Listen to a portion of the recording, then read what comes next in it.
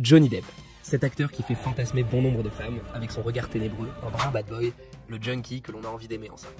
Vous passez votre temps à glander et vous satisfaire de savoir si la grande Amber a menti ou non, mais au lieu de perdre votre temps avec ce procès, prenez le temps de sortir votre carte pour moi. Et surtout, n'ayez aucune retenue.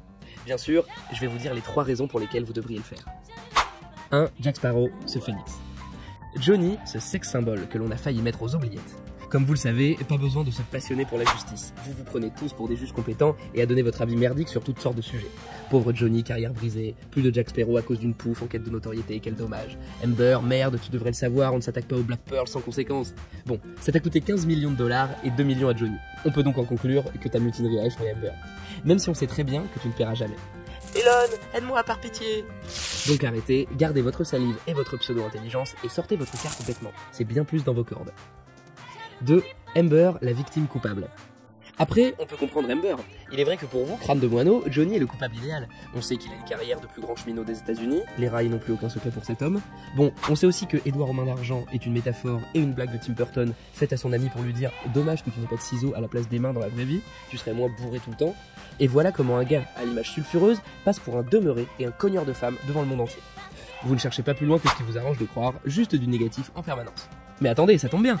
Payez pour ma cagnotte, ça devrait vous satisfaire. Vous pourrez passer votre temps à me critiquer comme ça. Filmographie versus filmographie du Gorafi.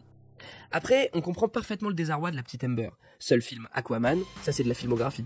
Je sais qu'on va me dire que c'est pas vrai, parce que je peux constater malgré tout que la comparaison avec celle de Johnny fait très mal. De plus, avec son charisme d'huître, on aurait pu penser que c'était un joli coup du réalisateur d'Aquaman. Il était resté cohérent en prenant Madame Heard, correspondant parfaitement avec le thème des fonds marins. Et je vous vois venir en train de dire « Oui, mais quand même, elle est pas trop mal dans son rôle ».